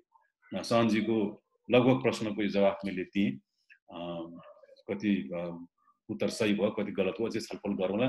अनि यहाँ हाम्रो नातिनी पुस्ताबाट जुन प्रश्न आएको थियो, यो गुगल खोज्ने बित्तिकै नारायण गोपाल मात्रै आउँछ, अरू गायकहरू कस्ता छन् भनेर। यो अरू पनि छन्, तर अरूलाई हामीले अलिकति प्रमोट गर्न नसकेको पनि होला। जस्तो हाम्रो मिडियाले पनि, हाम्रो पत्र पत्रिकाले पनि खोजी गर्न नसकेको पनि हुनसक्छ। किनभने पहिला एक समय कामना भन्ने पत्रिका 35,000सम्म बिक्री हुन्थ्यो भनेर भनिन्थ्यो, अहिले 7,000 बिक्री हुन गएको छ भन्ने उहाँहरूको भनाइ छ। किनभने पाठक घट्दै गएको छ, अब अहिले सबै अनलाइनमा पाइने भएको छ। त्यसले त्यो पनि एउटा कारण होला। चलिरहेका पत्रिकाहरूले पनि गीत सङ्गीतको बारेमा कमै जानकारी दिएर पनि हाम्रो गायक गायिकाहरू लोप प्राय भएका होलान्। मैले जस्तो अघि गीतको कुरा गरेँ, प्रेमध्वज प्रधानजीले त्यो बेला ब्रेन ड्रागन र के अरे अर्केस्ट्राको त्यो गीत कम सेप्टेम्बर जस्तो गीत उहाँले त्यो बेला गाउनु भयो। तिमी आयो दिलमा, त्यो कम सेप्टेम्बर भन्ने फ्लेभरमा गाउनु। त्यस्तो गीत त भारतमा धेरै पछि यो नदीम श्रवणले राजा भन्ने फिल्ममा नजरे मिली दिल धड्के दिल ने भनेर त्यो कम सेप्टेम्बर उनीहरूले कति पछि बनायो भने चाहिँ हाम्रो सङ्गीतमा हामी त अगाडि नै छौँ त। प्रेमदोष प्रधान जस्तो व्यक्तिलाई त्यो बेला यो गीतमा यस्तो गीत बन्न सक्छ भन्ने उहाँलाई 1962 मा भनेको 2017-18 सालमा उहाँलाई त्यो सोच आयो। अब भारतको प्रसिद्ध गीतकार जावेद अख्तरले BBC को च्यानल 4 मा के भन्नुभयो भने एक लड्कीको देखा तो ऐसा लगा भन्ने यस्तो गीत हो, पहिलो गीत हो यो एसियाको जुन गीतमा चाहिँ मुखडा दोरिँदैन भन्नुभयो उहाँले। तर उहाँलाई थाहा थिएन जावेद अख्तरलाई हाम्रो बच्चो कैलाशले 2018 सालमा गाउनु भएको गीत छ आकाशबाट म उडी आए भन्ने गीतमा आकाशबाट म उडी आए भन्ने मुखडा कहीँ पनि दोरिँदैन, सरर गरेर गीत सकिन्छ एकै उसमा। जावेद अख्तरले त्यो गीत सुनेको भए आफ्नो कुरालाई सच्याउनु हुन्थ्यो।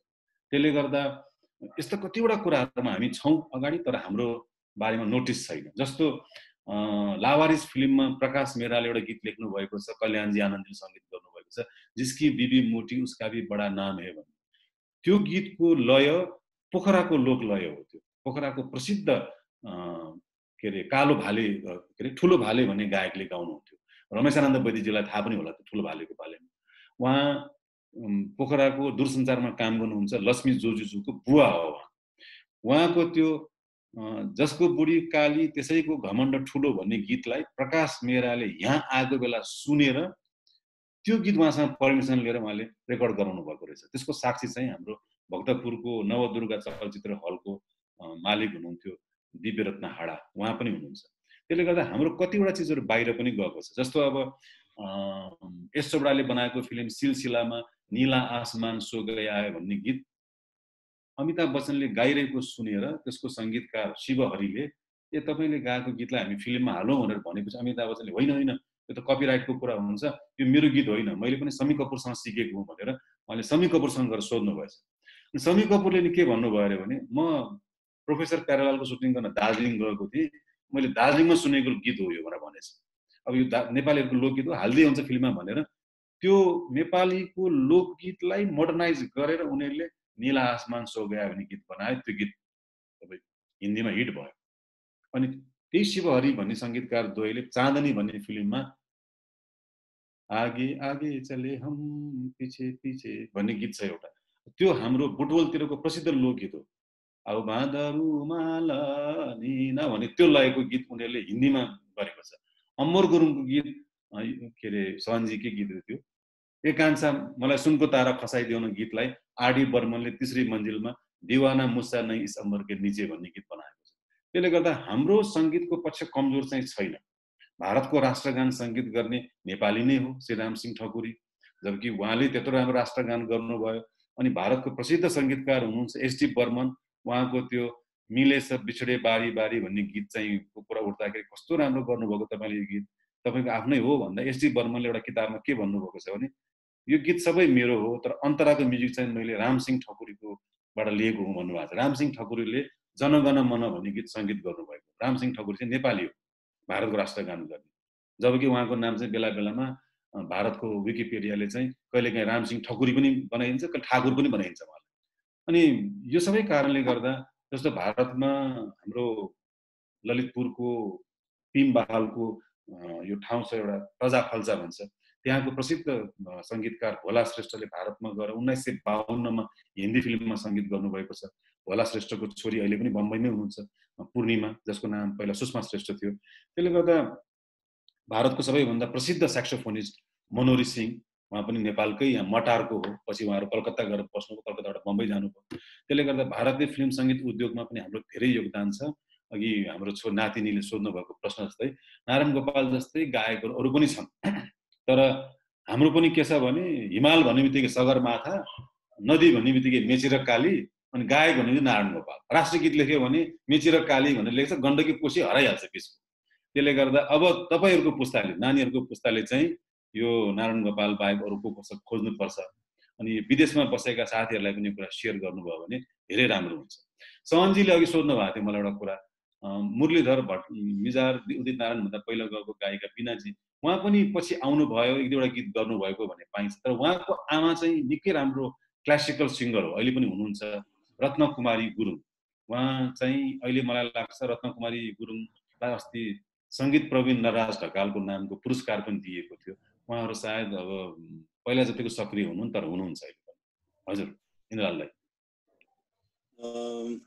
सबभन्दा पहिले त हाम्रो प्रकाशजीलाई म के भन्न चाहन्छु, उहाँ त के भनेदेखि इन्साइक्लोपिडिया नै रहेछ कि। अब 1800 देखि चाहिने अहिलेसम्मको चाहिने अप टु डेट चाहिने अब इन्फर्मेसन राख्न सक्नु र चाहिने के भने त्यसमा एक्जाम्पलहरू ठ्याक्क त्यो गर्दाखेरि मलाई चाहिने यस्तो फोरममा त म कहिले पनि बसेको थिइनँ। एउटा कारण के भनेदेखि मेरो मामा खलकहरू, मेरो मामा बाजे चाहिने सितार वादक, अनि मेरो मामा कृष्णमान डङ्गोल उहाँ चाहिँ नि अब गीत गाउनुहुन्थ्यो। अनि उहाँले चाहिँ नि हाम्रो प्रकाशजीले भने जस्तो कलकत्तामा गएर बम्बेमा गएर चाहिँ नि धेरै दुःख खाएर उहाँले चाहिँ रेकर्डिङ गरेर चाहिँ नि आउनु भएको थियो। र मलाई चाहिँ पहिला अलिकति गाउने चाहिँ इच्छा थियो, तर के भनेदेखि त्यो टाइमको माहौल यस्तो माहौल थियो कि मेरो मामाले नै मलाई यति डिस्करेज गर्नुभयो कि मैले चाहिँ नि त्यसमा हात राख्दिनँ। मलाई के याद छ भनेदेखि अन्जु पन्त चाहिँ नि हाम्रो मामा कहाँ चाहिँ नि आएर गीत सिक्नुहुन्थ्यो। अनि मलाई के भन्नुहुन्थ्यो भने मामाले यो बच्चा चाहिँ नि एकदम ठुलो गायक हुन्छ भनेर भन्नुभएको थियो। तर त्यो टाइमको सिचुएसन चाहिँ एकदमै अब भनौँ न अहिले जस्तो होइन। तर मैले त गर्नु पाएन, तर मेरो छोरा र मेरो नातिनीहरू पनि अहिले यो फिल्डमा चाहिँ नि आइरहेछ। मलाई हिजै मात्र भने त्यो मेरो सानो चाहिँ नातिनी सानो एउटा गिटार लिएर आफै चाहिँ नि गीत गाएर के गायो मलाई पनि थाहा छैन, के गायो उसलाई पनि थाहा छैन, तर चाहिँ उसले गाइरहेछ। र आज जति पनि मैले यहाँ चाहिँ बसेर सुन्ने मौका पाएँ, प्रकाशजी यु आर द ग्रेट होइन, त्यो पनि भन्न चाहन्छु। र मैले धेरै यहाँ यो के जुममा चाहिँ नि हाम्रो विभिन्न किसिमको चाहिँ महानुभावहरूलाई हेर्न पाएँ, मौका पाएँ, चिनापर्ची गर्नु पाएँ। र एउटा के भनेदेखि हाम्रो डाक्टर रमेश आनन्द वैद्य हाम्रो टोले हो। उहाँ चाहिँ के भने हामीलाई उहाँको चाहिँ के रोल मोडल उहाँ कि। तर आज मात्र देखेँ मैले उहाँलाई, उहाँ चाहिँ कता जानुभयो के थाहा छैन। आज चाहिँ मैले यसो हेर्न पाएँ, त्यसको लागि पनि मलाई चाहिँ धेरै खुसी लाग्यो। र थ्याङ्क यू भेरी मच है जसले चाहिँ अर्गनाइज गर्नुभयो त्यसको लागि थ्याङ्क यू भेरी मच। र Prakash ji you are the great, thank you. हस् दाइ नमस्कार। हाम्रो इन्द्रलाल दाईको मामा भनेको चाहिँ यहाँहरूले उहाँको नाम सुन्नुभयो होला, उहाँ उस्ताद कृष्णमान। अनि उहाँले त्यति बेला गायिका चिनिया राणा, गङ्गा राणालाई पनि गाउन लगाउनु भएको छ। गङ्गा राणाको के भो हिजो आज राजै तिम्रै माया लाग्छ, उहाँकै गीत हो कृष्णमान सरको। अनि कालो कालो कपालमा कति राम्रो छाया भन्ने पनि उहाँकै कृष्णमान सरकै गीत हो। अनि उहाँले इन्द्रलाल दाईले मलाई एकचोटि भन्नुभएको थियो, मलाई याद पनि छ, कृष्णमान अङ्गोलले कमसे कम लगभग उहाँले 300-400 वटा गीत गर्नुभएको छ, त्यसमा 150 वटा भजन गर्नुभएको छ। र उहाँको सप्तरङ्ग भन्ने भजनमा पहिलो पटक उहाँले अन्जु पन्तलाई कोरसमा जस्तो लाग्छ मलाई ल्याउनु भयो। र अन्जु पन्त चाहिँ उहाँकै इन्ट्रोडक्सन हो, उहाँले नै डिस्कभरी गरेको अन्जु पन्त पनि, अन्जु पन्तको पूर्वपति मनोज सेवा पनि। र कृष्णमान दाई कलकत्ता नगएको भए कुमारी लिली सिंहले नेपाली गीत गाउनुहुन्थ्यो। कुमारी लिली सिंह भनेको को भने अहिले बम्बईमा गाई हुनुहुन्छ दिपा गतराजको मामाको छोरी हो उहाँ lily Singh.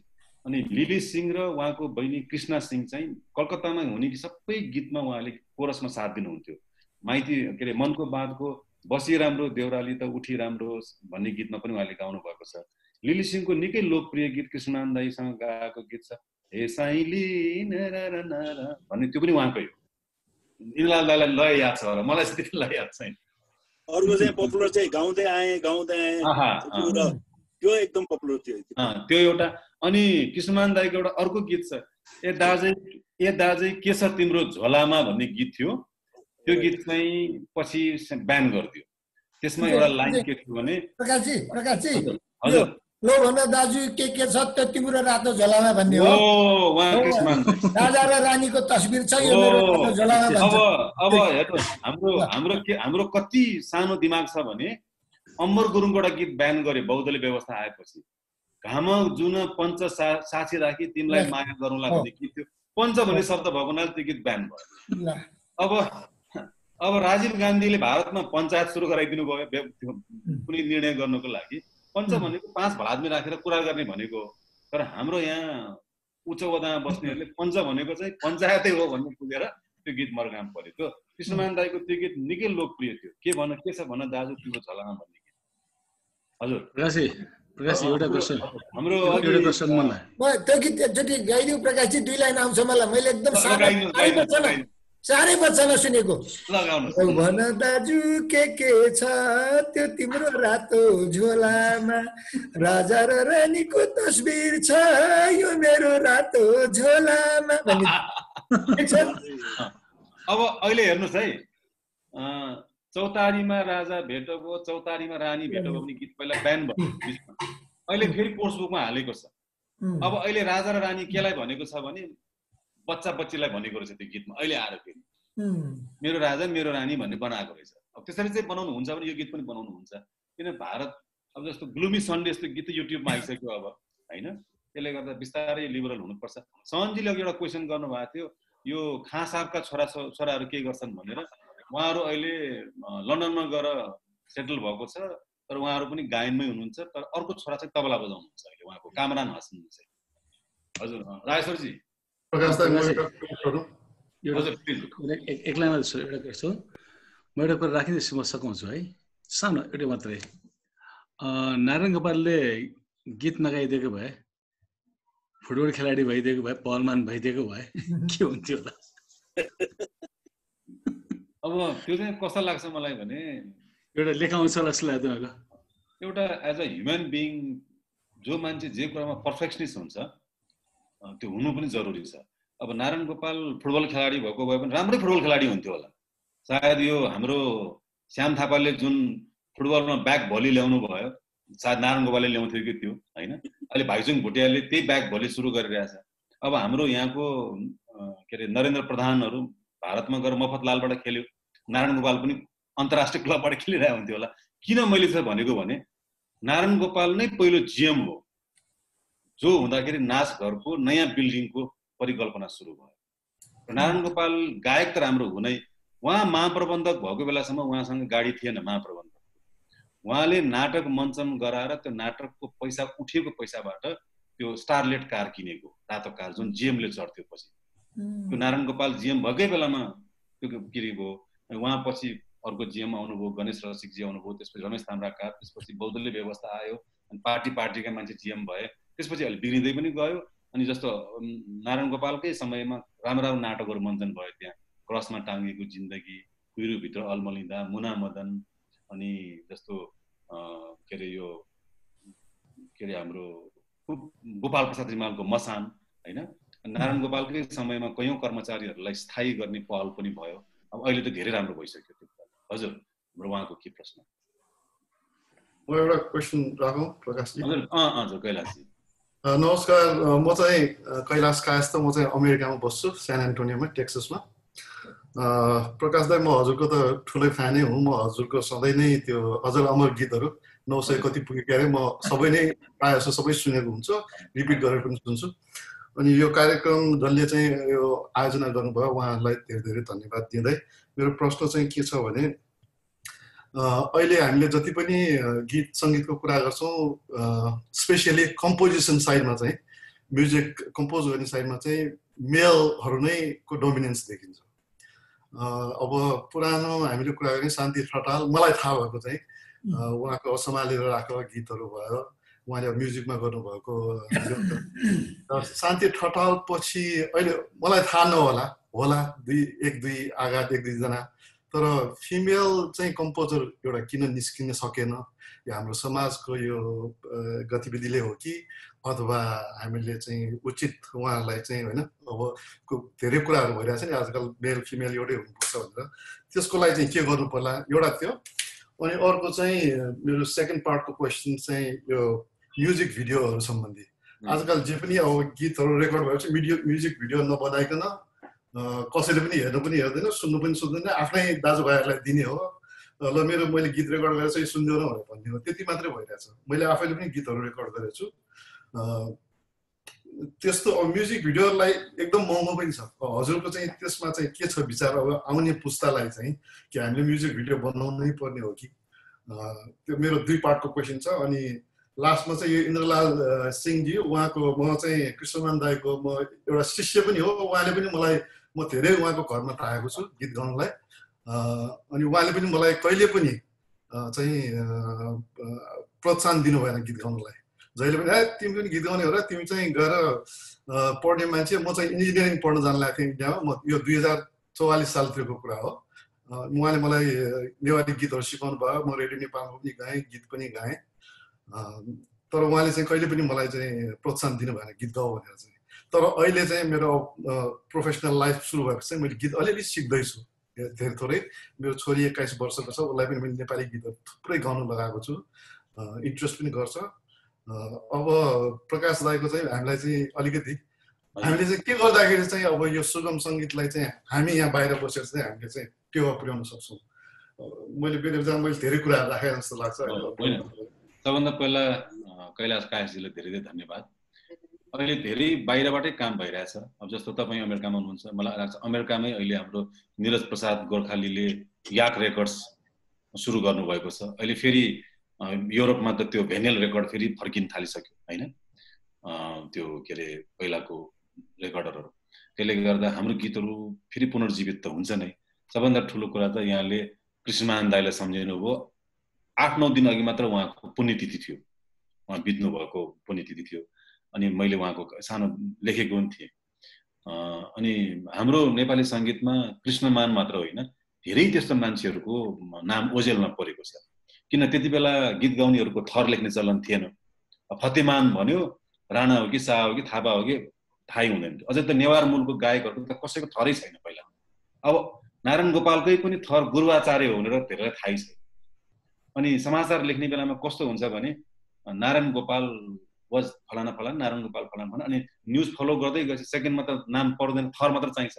Gopal set like that, Gopal set like that भन्ने जान्छ नि त। अनि गोपाल चाहिँ उहाँको थर भएर गएको छ। जस्तो सूर्यबहादुर थापा लेखेपछि त पहिलो लाइन पो सूर्यबहादुर थापा लेख्छ त न्युजमा, सेकेन्ड लाइनमा त सूर्यबहादुर थापा चाहिँदैन, थापा सेट भनेर जान्छ। अनि नारायण गोपालको न्युजमा चाहिँ गोपाल सेट भएर जान्छ भने गोपाल चाहिँ थर हो कि जस्तो भएर गएको छ। अब उहाँको जस्तो एउटा एकदमै चर्चामा नआएको थर जस्तो गुरुवाचार्य। अब हामीले इन्डियाको पनि कयौँ थरहरू हुन्छ नि त, मात्रे भन्छ होइन, अनि कालेकर भन्छ, कयौँ नयाँ नयाँ थरहरू आइरहेछ अहिले। जस्तो यो के अरे खाण्डेकर भन्ने थर आइरहेछ। यो थर चाहिँ एउटा आफ्नो पहिचान पनि हो। जस्तो कृष्णमान दाईको नाम। प्रकाश दाई, मैले हजुरलाई इन्टरप्ट गर्नु खोजेको त होइन होइन, अब पोइन्टमा चाहिँ होइन, म्युजिक मेरो 2-3टा क्वेसनहरू थियो। एउटा चाहिँ म्युजिक कम्पोजिसनमा चाहिँ महिलाहरूको एन्सर गर्दैछ। तपाईँले 2टा कुरा सोध्नु, म्युजिक भिडियो र फिमेल म्युजिकको बारेमा। हजुर, फिमेल म्युजिकको बारेमा पोलिटिकल्ली इनकरेक्ट कुरा के छ भने हाम्रो मात्र होइन, भारतमा पनि फिमेल म्युजिक कम्पोजरहरू इन्डियनहरू छैन। अनि नहुँदाखेरि के गर्यो उनीहरूले भने इन्डियाको फिल्ममा पहिलो म्युजिक गर्ने महिलाको नाम चाहिँ सरस्वती देवी हो। तर उहाँ हिन्दू होइन, फेरि उहाँ पारसी हो। अनि इन्डियनहरू कति चालाक छ भने उनीहरू कहाँ ल्याएर उसलाई ग्रुम गरेर अनि हिन्दूहरूमा त्यो जागरण आओस् भनेर उसको नाम हिन्दू नाम राखेर उसलाई म्युजिक गर्न लगायो। तर मर्ने बेलामा उहाँको सम्पूर्ण क्रिया पारसी क्रिया शैलीबाटै भयो। सरस्वती देवी भन्ने पछि इन्डियामा धेरै पछि उषा खन्ना भन्ने आउनुभयो, जसले त्यो सौतन फिल्ममा सायद मेरी शादी का ख्याल जस्तो गीत गर्नुभयो होइन, साजन बिना स्वागनमा गर्नुभयो। उषा खन्ना निकै राम्रो महिला सङ्गीतकार हो। त्यसपछि स्नेहल भाटकर अनि गर्दै गर्दै अहिले पछि आएर एउटा खाण्डेकर भन्ने एउटा सङ्गीतकार आउनुभयो। इन्डियामा पनि गर्नुभयो भने महिला सङ्गीतकारहरू यत्रो ठुलो राष्ट्रमा पनि 17-18 जना मात्र छ होला। तर हामी कहाँ त्यो हेरिकन धेरै छ, तर प्रमोसन छैन। किन छैन भने शान्ति ठटाल तपाईँले नेपाली चलचित्रको पहिलो महिला सङ्गीतकार हो, तर रेडियो नेपालको पहिलो सङ्गीतकार चाहिँ फेरि कोलीदेवी हो। सम्झिरहन्छु निसिजन केवल भन्ने गीत भयो, अनि के अरे खै मेरो कपाल भन्ने गीतहरू कोलीदेवीले गाउनु भयो। अनि किन किन तिम्रो तस्बिर पनि उहाँले पहिला गर्नुभएको, किन किन तिम्रो तस्बिर भन्ने पहिलाको ट्युन उहाँले गर्नुभएको। पछि अम्बर गुरुङले किन किन तिम्रो तस्बिर उहाँले गर्नुभयो। पछि गुलाम अलीले गाउनु, कोइली देवी हुनुहुन्थ्यो, त्यसपछि आएर महिला सङ्गीतकारमा तारा देवी आउनुभयो, त्यसपछि बिना राणा आउनुभयो जसले ध्रुव केसीको बगी जाने खोला यो जस्तो गीत सङ्गीत गर्नुभयो। बिना राणा पनि महिला सङ्गीतकारै हो। अनि मीरा राणाले पनि गर्नुभएको छ, तर चलचित्रमा चाहिँ छैन। हेर्नुहोस्, चलचित्रमा उहिले परालको आगोमा बाँच्न चाहनेहरूमा कहीँ अँध्यारो कहीँ उज्यालोमा शान्ति ठटाल, अहिले पछि आएर एकजना महिला सङ्गीतकार एउटा आउनु भएको छ रेखा पौडेल, बिचमा लामो एब्सेन्ट छ। अनि प्राइभेट एल्बमहरूमा चाहिँ लोचन भट्टराईले गर्नुभएको छ, भीमदर्शन रोकाको गीतहरू गर्नुभएको छ। अनि अलिअलि अब यो लोकगीततिर लागेकाहरूले गरेका छन्, तर महिला सङ्गीतकारहरूको चाहिँ अभाव चाहिँ व्यापकै छ, तपाईँले भनेको जायज हो। अनि म्युजिक भिडियोको कुरा गर्दा अब मलाई एउटा घटना के याद आयो भने गुलाम अलीले अमेरिकामा एउटा प्रोग्राम गर्न जानुभएको थियो कोलोराडोमा। अनि गाउने बेलामा उहाँको ल्यापटपबाट उहाँको भिडियो खिच्दै रहेछ। उहाँले के भन्नुभयो भने ये सब बंद कर दीजिए, मेरा गाना दिखने का नहीं सुनने के लिए, आप सुनिए। हो, मेरा गाना सुन्ने के लिए भन्न सक्ने मान्छे आयो भने त्यसले म्युजिक भिडियोको ट्रेन्डलाई तोडिदिन्छ। अब अहिले के छ, अब गाउने एउटा भरे गाउनेले भन्दा मोडलले लान्छ 1.5 लाख 2 लाख रुपियाँ, बिचरा गाउनेले 20,000 पनि पाउँदैन। अहिले नेपाली फिल्ममा हिट फिल्ममा गीत गाउने तपाईँलाई म लेखेर दिन्छु, छक्का पन्जाले यत्रो रेकर्ड राख्यो भने उनीहरूले गीत गाउनलाई कति दिन्छ होला, अनुमान गर्नुहोस् त, कति दिनुहुन्छ सोध्नु त? हजुर मलाई त्यति त्यस्तो ज्ञान छैन हजुर, मैले आफै पनि म्युजिक भिडियो बनाएको छु। जम्मा एउटा गीत गाएको 15,000 रुपियाँ दिन्छ अहिले फिल्ममा, हिट फिल्मको कुरा गरेको मैले। त्यो पैसा मैले 1992 मा 1992 भनेको 2054-55 सालमा मैले कुमार सानुलाई 10,000 दिएको थिएँ आइसी। हेर्नुहोस् है, 2054 सालमा मैले उसलाई 15,000 दिएँ, त्यो के अरे 16,000 दिएँ भनौँ नेपाली, 10,000 आइसीको 16,000 भयो होइन। अहिले 15,000 छ, 1,000 घटेको छ। 30 वर्षको दौरानमा हाम्रो गायक गायकीको मूल्य त्यति नै छ। शिव श्रेष्ठले जीवन रेखा खेल्दाखेरि 15,000 थियो होइन। 2054 सालमा राय समालले अवतार खेल्दा 1 लाख पाए। कत्रो टाइम लाग्यो हेर्नुहोस् त, त्यो 15,000बाट 1 लाख आउनु। अमिताभ बच्चनले त जन्जिरमा 55,000 रुपियाँ लिएको थियो, त्यसपछि अर्को फिल्ममा 1 लाख पाइहाल्यो। जनसङ्ख्या मात्रै होइन रहेछ नि त, त्यो लगानी गर्नेको पनि बुद्धि हुनु पर्यो नि त। त्यो अहिले त उनीहरूको त लाख भन्ने कुरा त काउन्टमै आउँदैन। हामी त लाख पायो भने ठुलो कुरा भन्छौँ, अहिले उनीहरू त करोडमा गइसक्यो। तर बजारको कुरा गर्छ मान्छेले, नेपाली फिल्मको बजार सानो छ, धेरैले हेर्दैन भन्छ। हाम्रो भन्दा सानो बजार त केरलाको फिल्मको छ। तर त्यहाँको फिल्म हिट भयो भने त्यो केरलाको फिल्म कम्पनीले हिन्दी फिल्म बनाउँछ। उनीहरूको त 80 लाख पनि जनसङ्ख्या छैन, तर उनीहरूको फिल्म हिट भयो भने उनीहरूले हिन्दी फिल्म बनाउँछ, त्यत्रो कमाउन सक्दो रहेछ। हामीले तपाईँले हेर्नुभयो होला मोहनलाल भन्ने त्यहाँको एक्टर छ होइन, मोहनलालको फिल्म त्यो दृश्यम भन्ने यस्तो हिट भयो, हिन्दीमा पछि अजय देवगनले खेल्नु पर्यो। त्यसले गर्दा बजार सानो ठुलो भन्ने कुरा होइन। अब हामीले इन्डियाको झालमुरी र कुनै केमा बिकानेरमा बनेको यहाँ खाइरहेछौँ। हाम्रो छोइला, हाम्रो कचिला, हाम्रो मोमो कहिले इन्डियामा प्रमोट गर्ने त हामीले होइन। अब के अरे हाम्रो राजेश्वर उदय यहीँ हुनुहुन्छ, पाल्पाबाट आएर नाङ्लो रेस्टुरेन्ट खोलेर हाम्रो कक्षपति परिवारले नाङ्लोलाई कहाँ पुर्याइसक्यो होइन, हरमञ्चलाई कहाँ पुर्याइसक्यो। हाम्रो मङ्गल बजारको होनासाको छोला चिउराको पनि त पाल्पामा एउटा स्टेसन होस् होइन, पोखरामा एउटा होस्, दार्जिलिङमा एउटा होस्। रत्नपारको पाउँ दार्जिलिङ पुग्न सक्छ भने होनासाको छोला चिउरा पनि दार्जिलिङ पुग्छ।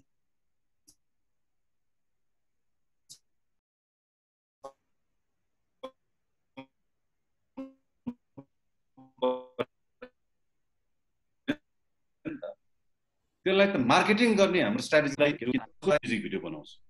ऊ टेलिभिजनमा हुन्जेल त्यो म्युजिक भिडियो बज्छ, अनि ऊ त्यो टेलिभिजन जागिर गइसकेपछि म्युजिक भिडियो बज्दैन। म्युजिक भिडियो भनेको चाहिँ 1 डे क्रिकेट म्याच जस्तो भइरहेछ क्या। अनि त्यो एउटा भनौँ रामरतन राय भन्नेले यो टेलिभिजनमा काम गर्छ, उसले म्युजिक भिडियो खिच्छ, उसैको टेलिभिजनमा उसले नै बजाए गीत हिट बनाइदिन्छ। अनि त्यो बिचरा गायिकालाई पनि त्यही एउटा गीत गाउनु छ, उसले अब लोग्नेलाई फकाएको हुन्छ होला वा बाउलाई फकाएको हुन्छ होला, एउटा गीत हिट भयो, अनि 500वटा सो पाउँछ उसले, कहिले शिखर सुजको पाउला, कहिले कसको पाउला, अनि 2 वर्षपछि त्यो गायिकाले अर्कै काम गर्छ, त्यो गीत छोडिदिन्छ। त्यसले गर्दा जस्तो मैले अघि भने 2 जना मान्छेको नाम लिएँ मैले, गुलाम अलीको र अर्को गुलजारको। गुलजारले पनि के भन्नुभयो भने ठ्याक्कै उहाँले बोल्न सुरु गर्नुभएको थियो, उहाँले ठ्याक्कै त्यो मोबाइल अफ गर्नुहोस् त, म मोबाइलको लाइटमा बोल्न सक्दिनँ भन्यो। किन उहाँले के फिल गर्नुभयो भने तपाईँको मोबाइलको लाइटले मलाई डिस्ट्र्याक्सन गर्छ। एकपटक हाम्रो प्रधानमन्त्री गिरिजाप्रसाद कोइरालाले पनि त्यो पत्रकारहरूले फ्ल्यास बालेर फोटो नखिच भन्नुहुन्थ्यो क्या उहाँले। त्यो कमसेकम त्यो स्रष्टाहरूले पनि त्यो अधिकार चाहिँ राख्नुपर्छ। अब जस्तो हाम्रो कुमार दाईको गीत आयो, कुमार बस्नेतको गीत अरूले रिमिक्स गरेर गायो, भिडियो बनाइदियो, धर्मराज थापाको हमाले ह भिडियो बनाइदियो, पैसै पाउनु भएन भनेर उहाँले रुवावासी गर्नुभयो, बल्ल बल्ल उहाँले 15,000 पाउनुभयो भने आयो। जस्तो जयनन्द लामाको कति गीतहरू हिट छ, उहाँको गीतहरू फेरि अर्को नयाँ पुस्ताले गाइरहेछ। त्यसले गर्दा धेरै धेरै धन्यवाद होइन हजुरको। अब यो छ नि, यो त हजुरले जति पनि भन्न सक्नुहुन्छ होइन, म अरूहरूलाई पनि समय दिन चाहन्छु। थ्याङ्क यू धेरै धेरै धन्यवाद प्रकाश। हस्, कैलाशजीलाई धेरै धन्यवाद। त्यहाँदेखि तपाईँ सहभागी हुनुभयो र नेपाली म्युजिकको लागि माया गरिरहनुहोस् र तपाईँले पनि सहयोग गर्नु। म सधैँ गर्छु, म गरि पनि रहेको छु होइन, सकेको आफूले। म हजुरको एकदमै ठुलो फ्यान हुनु। Thank you. प्रकाशजी, अब बाँकी यसलाई सेकेन्ड हाफमा राख्नुपर्छ कि? हस्, अब हाम्रो अर्को कार्यक्रम पनि छ है, अर्को कार्यक्रम यसपछि राख्नुपर्छ कि होइन? त्यो बाहेक छुटेको कति छ नि, फेरि अर्को 2-4 दिनपछि फेरि अब नेत्र सरको प्रश्न जस्तो लागेको थियो। राजेशको म बोल्दैछु। आएन त के हो? ल प्रकाश सर हजुर नमस्कार। नमस्कार है। ल है, साह्रै खुसी लाग्यो। एकदम भ्यालु एडिङ र उच्च स्तरीय यो चाहिँ हामीलाई एउटा ज्ञान गुणको कुरा दिनुभयो। यो साँच्चै नै तपाईँ चाहिँ अब यो भनौँ न एन्साइक्लोपिडिया जस्तो लाग्यो आजको यो हेर्दाखेरि। इन्द्र सरले पनि अघि भनिसक्नु। म 2-4 प्रश्न थियो, म प्रश्नमा जानु मात्रै दिन्छु सर आज है। टाइम अलि अगाडि बढिसक्यो सर है। ठिकै छ। आज नयाँ थुप्रै आउनुभयो महानुभावहरू, उहाँलाई पनि मेरो नमस्कार छ। इन्द्रलाल सरलाई चाहिँ मेरो धेरै धेरै नमस्कार छ। उहाँसँग धेरै अगाडिको चिन्जान हो, बिचमा ग्याप भयो, हामी कता कता छुट्टियो। जानुभयो क्या इन्द्रलाल? कुनै बेला फेरि भेट्दै गरौँ न है। हवस्, थ्याङ्क यू। अब हाम्रो मुरारीजी हुनुहुन्छ के अरे, उहाँले हात उठाएर आए देखेको थिएँ। मुरारीजी तपाईँ पनि सिधै आउनुहोस् त छोटोमा। अनि किशोरजी पनि हुनुहुन्छ? हजुर